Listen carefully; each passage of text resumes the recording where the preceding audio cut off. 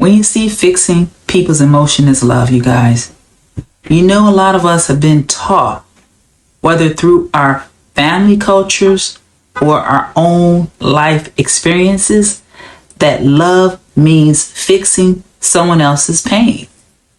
We think if someone's hurting, our job is to rush right in, patch things up, and make it all better. It feels noble, selfless, even heroic. But here's the truth, you guys. When you see fixing people's emotional problems as love, you've actually stepped into something far more dangerous. Yes, codependency and self-erasure. Okay, the trap of fixing people's is so insidious. It's so easy to confuse the two. You want to help. You care deeply. You don't want to see the people you love in pain.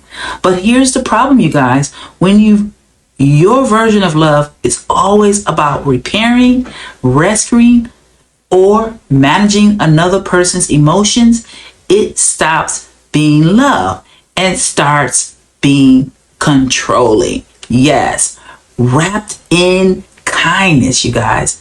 That's what we're talking about today on Trauma Talk. You guys, I've seen this play out over and over. Your worth starts depending on how much you can save someone. If they feel better, you feel valuable. If they don't, you feel like you've failed. And over time, you're not loving them. You're working on them like a project, actually. I've been there before. When you see fixing people's emotional problems as love, you've crossed into a dangerous mix of codependency and self-sacrifice. It feels noble, like you're being caring and loyal, but it's actually a slow erosion of boundaries. Love becomes a rescue mission, and your sense of worth starts depending on how well you save others. Yes, how well you can save others, you guys. Healthy love isn't about being someone's emotional repair shop. It's about presence, empathy, and mutual support, not control, over-functioning, or taking responsibility for what isn't yours to carry. When you tie love to fixing, you teach people to lean on you instead of learning to stand on their own. Yes, over time, that leaves you absolutely depleted and burned out. Yes.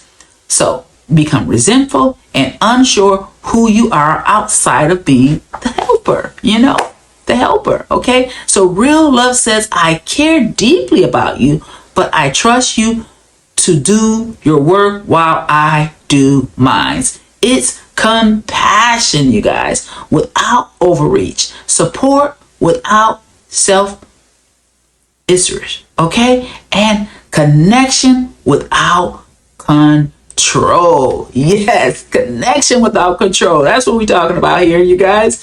This fixing equals love, okay? It becomes a mindset drain, you guys. You end up carrying burdens that were never yours. You might feel resentful because your needs are getting pushed aside. And without even realizing it, you're teaching the other person to lean on you instead of learning to stand on their own. This needs to stop, you guys, okay?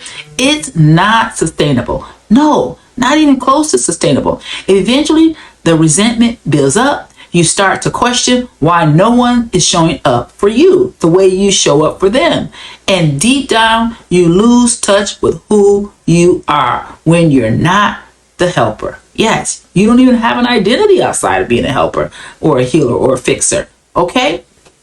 So, let's kind of, go a little deeper into this. What healthy love looks like. I need to talk to you about that today. Okay? Healthy love is different. Healthy love is presence, not pressure.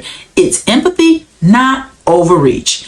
It's saying, I see you, I'm here for you, and I trust you to do your work while I do minds. Yes, that doesn't mean you stop caring for that person. It means you stop, yes, carrying them. Stop carrying them. You walk beside them without trying to walk for them. You can hold space without holding their whole life in your hands. That's real love. Love that empowers rather than enables. Okay? All right, you guys? So thank you guys. Thank you guys for joining me on Trauma Talks. Okay? Okay, let's finalize this. Okay?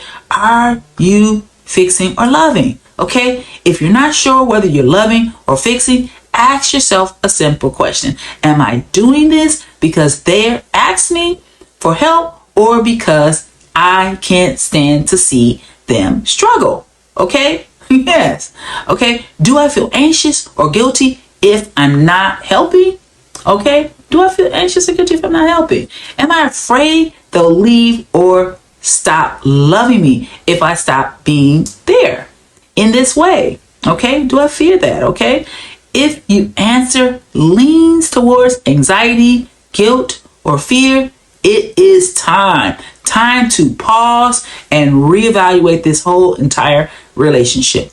That's not love. It's fear disguised as care. Yes, fear disguised as care. So let's close this out, you guys. Okay, thank you guys for joining me on Trauma Talks. Okay, love isn't about rescuing. It's about respecting. Actually, it's about trusting that the other person is capable of their own healing journey, and it's not about remembering that it's not about remembering that your role is not to be their emotional stability, but to encourage them to find this within themselves. You guys, that's what I'm saying. Within themselves, you want them to find this on their own. Okay, you want them to have their own personal journey, so that the next time you feel the pull to fix someone emotional problems, pause. Hey, ask yourself, am I loving them or am I trying to save them? Because only one of those will lead to a relationship that's healthy for both. Okay, only one of them. Okay.